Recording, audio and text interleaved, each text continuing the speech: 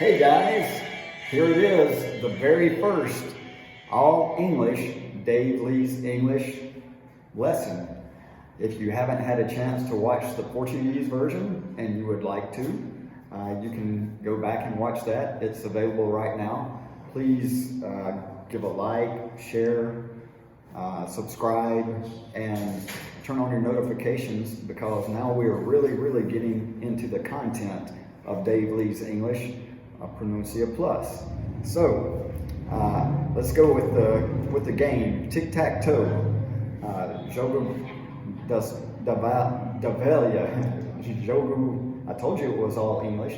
Jogo do galo. I actually played tic-tac-toe against a rooster one time in Las Vegas, but that's another story for another day, especially because he won. So let's look at this. What is this? Does it look like a tic-tac-toe board? Well, it's actually what I call the phonetic table of English vowels. It doesn't look like it right now, but that's because I haven't filled it in. But here it is. This is actually your mouth. Here's your lips and your teeth. I know I'm a brilliant artist. So that means these three squares represent the front of your mouth. These three squares represent the top or the roof of your mouth. These three squares represent the back of your mouth. And these three squares represent the bottom of your mouth, especially when you open your mouth to say a vowel like ah. And right in the middle is where the king of vowels lives. We'll talk about that in a little bit. But what is a vowel? What's the difference between a vowel and a consonant? Basically, a vowel is any phoneme, any sound that is produced without using a point of articulation. So, for example, if you want to make a vowel in English or Portuguese or Chinese or any other language, here's what happens. The air leaves your lungs, gives a high five to your vocal cords, and then exits the mouth. Some vowels in some languages exit the nose as well. Portuguese has some of these vowels like and wait, I'm drawing a blank right now. But English doesn't have any vowels, any nasal vowels. They are all completed by going through the mouth. So do this with me. The air goes out of your lungs, comes to your vocal cords, and then let's say the long vowels in English. A, E, I, O, U. You can feel that vibration. It works the same with the vowels in Portuguese. A, E, O, U. See, it doesn't matter what language, all of the vowels are vocalized.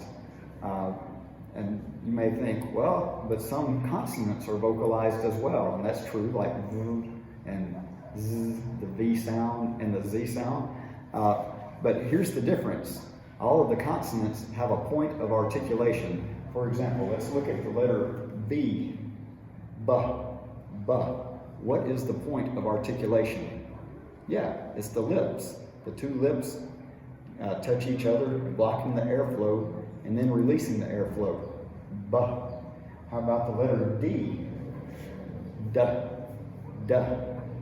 That's right, it's the tongue and what they call the alveolar ridge, which is just above the top teeth and a little behind. So, after the tongue touches the alveolar ridge, it releases and duh. But for vowels, it's A or ah, E or eh. There's no point of articulation. So, how does this phonetic table work? Like this.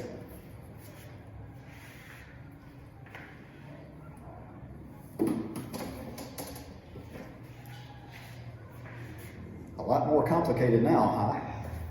Yes, there are 19, count them, 19 different vowel sounds in the English language, if you include diphthongs, or the sounds also that are controlled vowel sounds. So let's go over them briefly, and we'll look at each one in the days ahead. This is where the king of vowels lives, the sound, and it exists in Portuguese, so that's a good thing. So, cama, and here's the E sound that also exists in Portuguese. He, and here's the I sound. This one does not exist in Portuguese, and it's very close to E. A lot of Brazilians confuse the two, which can lead to some very embarrassing situations. So we're going to learn how to distinguish between these two vowels.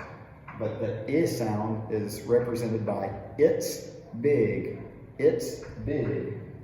Then the A sound, hey, hey. The S sound, Ellie, Ellie. The A sound, Ator, actor.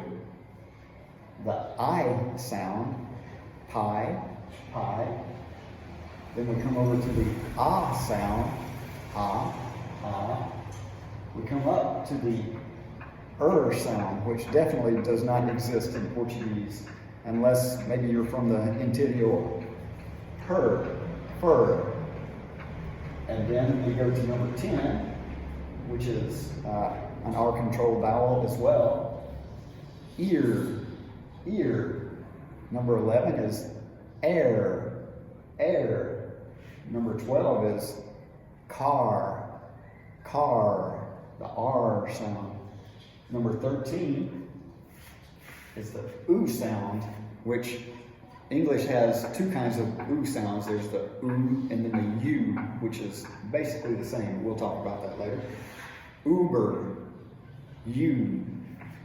And then the sound, which is represented by cookbook, cookbook. And then the o sound, which is in the Portuguese word estou, but sometimes people just say tô indo, and so we have toe, toe. And then another R-controlled vowel, or, for, like the number 4. And then we have oi, as in boy, boy. And we have the aw sound, which is in saw, saw. So those are the 19 English vowel sounds, and we will examine them one by one so you can know what each one sounds like, and very importantly, how to distinguish each sound so you don't try to say one thing and accidentally say something else. So I thank you for your time, and please keep following us. We have a lot of good information in the days ahead, and we'll see you next time. Thank you, and God bless you. Goodbye.